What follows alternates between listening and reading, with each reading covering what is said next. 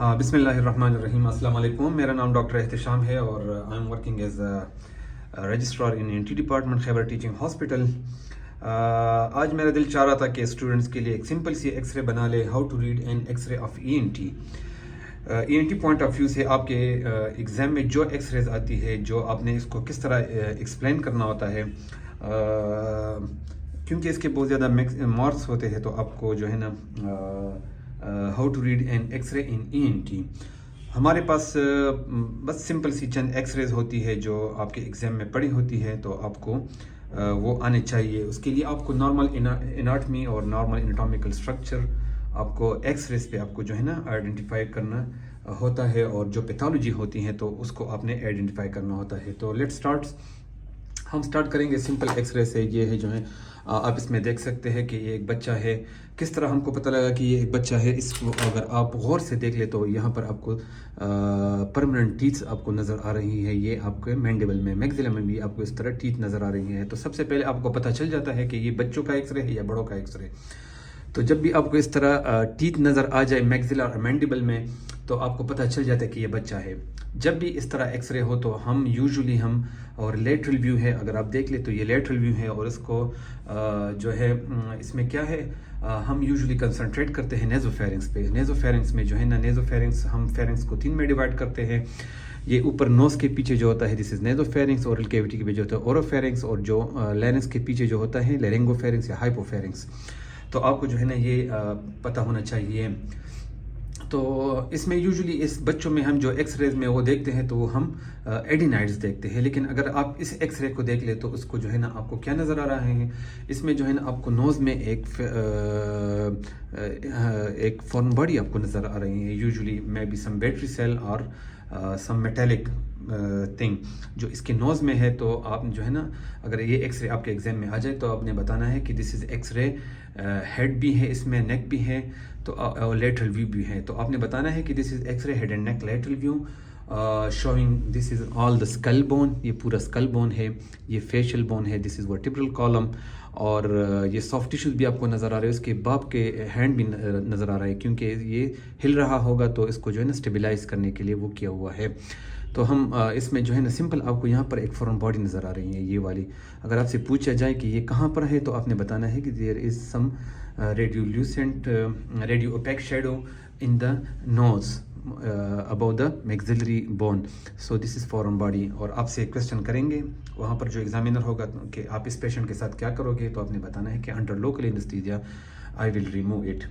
और अगर आपसे पूछा जाए कि इसमें अगर खुदा न खास्ता ये बैटरी सेल हुआ तो क्या करेंगे, तो ये it's a sort of emergency.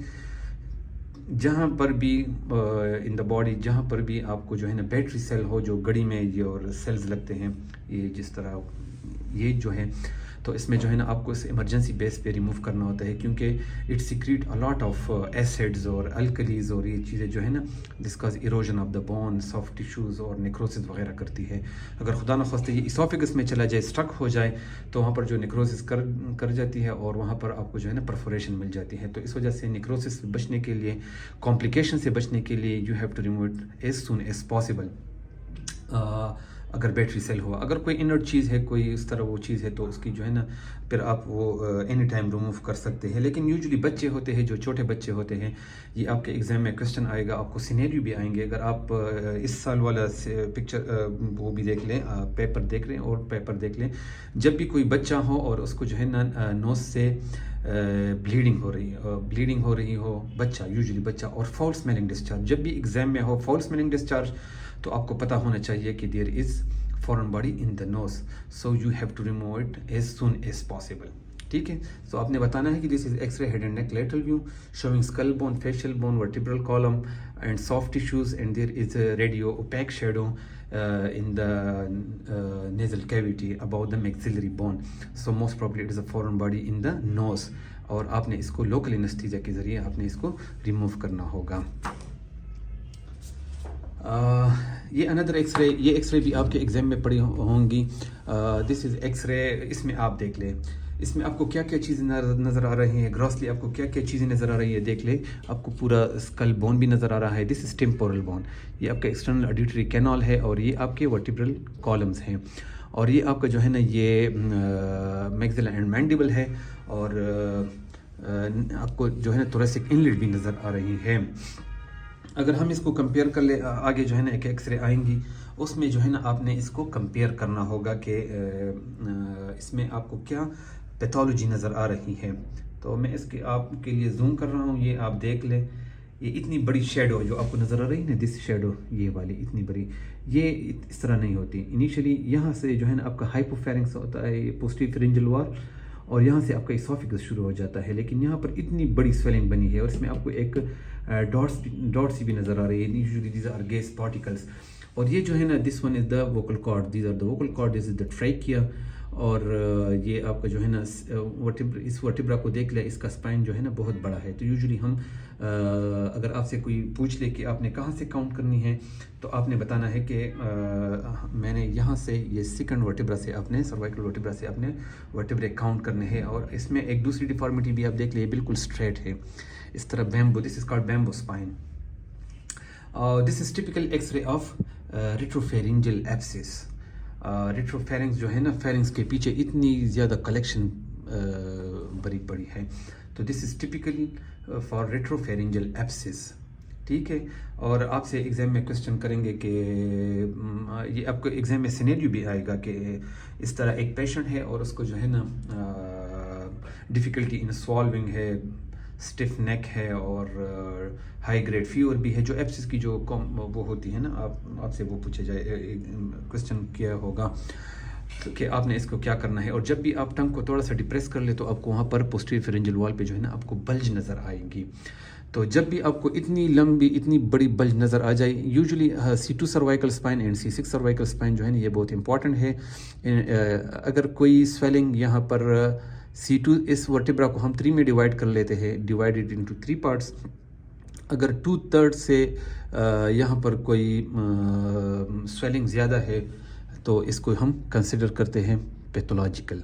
इस तरह C6 सर्वाइकल स्पाइन इसके half of the vertebral body से ज़्यादा है, तो we consider it as a pathological.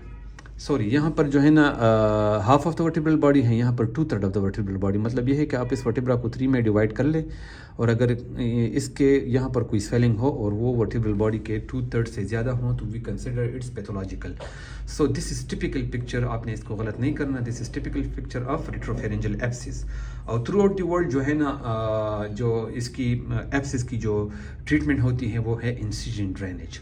तो इसके लिए आप अपना थोड़ा सा टेक्स्ट पढ़ लें, क्योंकि इस पर टिपिकल आपको लॉन्ग क्वेश्चन भी आएगा, मतलब जो थ्योरी क्वेश्चन है वो भी आएगा, और आपको इसके MCQs भी आएंगे। डिफ़िकल्टी इन सॉल्विंग होती है, हॉट पोटैटो वॉइस होती है, फीवर होगा, और ये चीज़ें आपको जो है ना इसमें वो होगी। और इसने ट्रेकिया को यहाँ पर पुश किया हुआ है। ये पेशेंट ब्रीदिंग में भी प्रॉब्लम होती है। ज़ाहिरी बात है कि इतनी लंबी वो हो जाए। चलो मैं इसको यहाँ पर रख लेता हूँ, और इसके जो है ना हम साथ में दूसरा एक्सरे, जो नॉर्मल एक्सरे है, हम उसके साथ फिर वो कंपेयर कर लेंगे। अच्छा, ये अनदर एक्सरे, इस तरह एक्सरे आपके एग्ज़ाम में एक पड़ा होगा, आप इसको देख ले। जब भी आप ENT में आपका एग्ज़ाम हो और आपको एक्सरे रखा जाता है, यूजुअली चेस्ट का और बच्चों का, तो हम उसमें कंसोलिडेशन वगैरह ये चीज़ें नहीं देखते। यूजुअली हम क्या देखते हैं, उसमें हम फॉरेन बॉडी देखते हैं।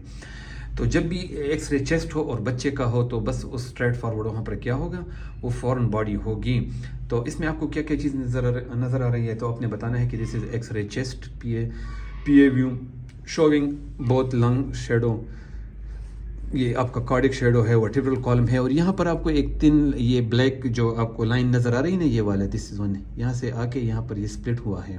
This is carina basically. ये ट्रैकिया है, यहाँ कैराइना है, कैराइना यहाँ पर 2 में डिवाइड हो जाती है। और ये जो है ना इसको वो ना करें, ये जो है ना आर्टिफैक्ट्स है, बस ये उसके जिप वगैरह है, ये बटन है, मेटालिक बटन है, इस वजह से ये आए हुए हैं। तो दिस इज़ नॉर्मल। अगर आप इसके एयरवे को देख ले, बिल्कुल स्ट्रेट आया हुआ है, यहाँ पर भी आया हुआ है। So this is a normal x ray of chest.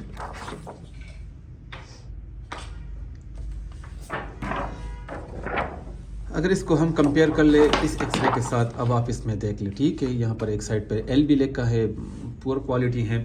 इसमें आप देख ले, अब this is x ray chest, PA view showing both lung field and cardiac shadow, vertebral column, this is the tracheal shadow.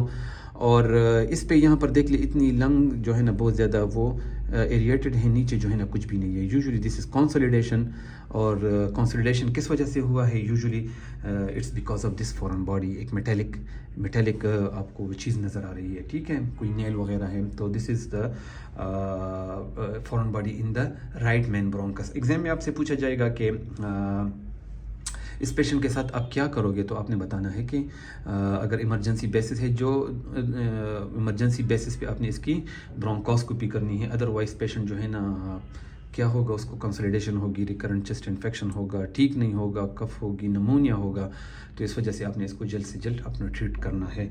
आपसे पूछा जाएगा कि कौन सा वो आप वो करोगे, तो आपने बताना है कि I will do the bronchoscopy.